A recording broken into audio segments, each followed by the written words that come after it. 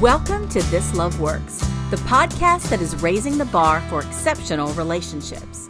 Join psychotherapist Marianne Marlowe as she talks with couples who've mastered the art of healthy, passionate relationships.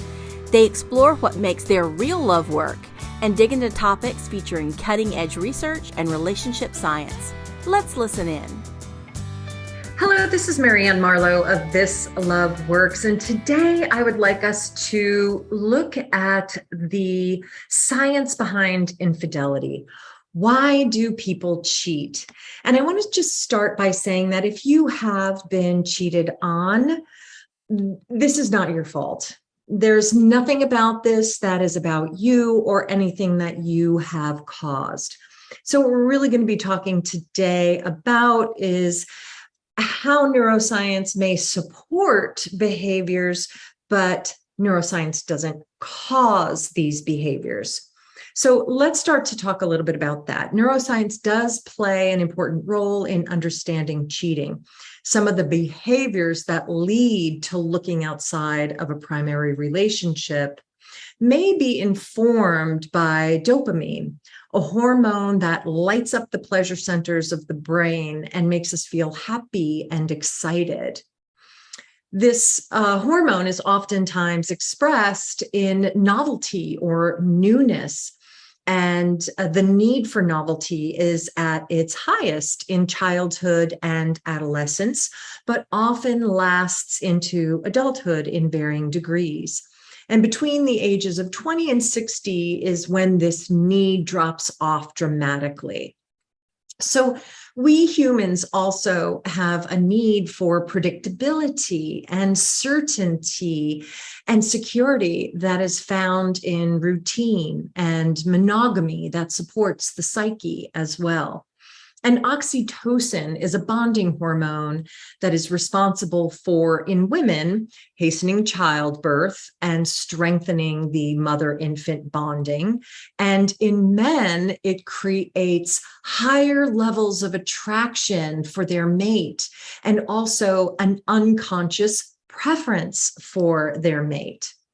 So while brain chemistry, as I said, may support people in behaviors of cheating, these brain chemicals do not cause it. These hormones do not cause cheating. Many people give themselves permission to justify cheating and infidelity behaviors.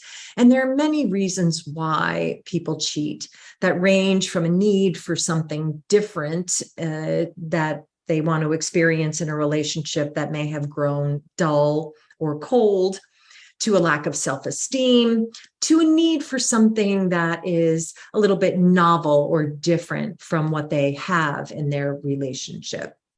So once there is infidelity, which can range in anything from what is sometimes called an emotional affair, all the way up through having an experience, a sexual experience with someone outside of the relationship. So here are three things that must happen as you deal as a couple with the affair. The very first thing is that you both need to decide that the primary relationship is the one that you will focus on. It is a decision. And without the full acknowledgement and ongoing commitment, most relationships have no trajectory for healing, because the fear that is activated, that comes up in an affair, must be dealt with in a real and consistent way. Otherwise, trust will not be able to be reclaimed. And in order to create trust, safety, and security, measures must be taken to ensure that the nervous system has security. And that means that you have to ensure your person's needs are being met, including those about hearing what happened in the affair. Now, not every therapist agrees with me about this. However, in my experience, what I have noted is that when people don't know or think they know the truth about the affair, Their brains will make up an answer and fill in the gaps. And it is often far worse than the truth. And this is a difficult and often painful part of the process in overcoming an affair, but it can be done.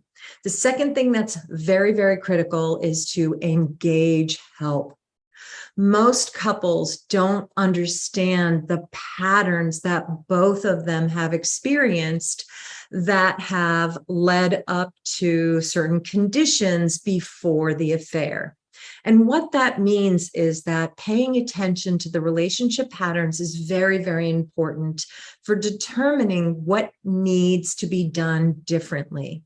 What it doesn't mean is that the affair is the fault of the person who has been victimized by it. When both parties in the relationship can instead take responsibility for repair, healing happens more quickly and efficiently. Now, what's really important to note is that the person who has caused the pain in the affair must take the lead on that responsibility for repair. That person is the person that has to make apology frequently, and make sincere effort to assure and reassure their partner that things are well and that trust and trustworthiness can be restored. And that has to happen with consistency over time.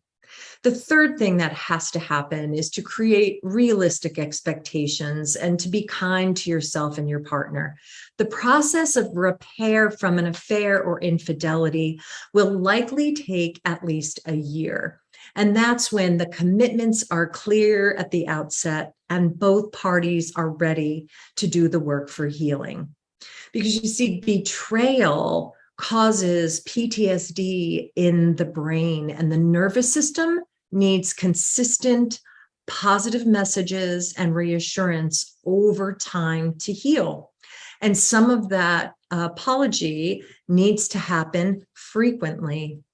Healing from infidelity can be done, but it takes sincere effort, willingness, and openness, and a lot of hard work to recreate a relationship.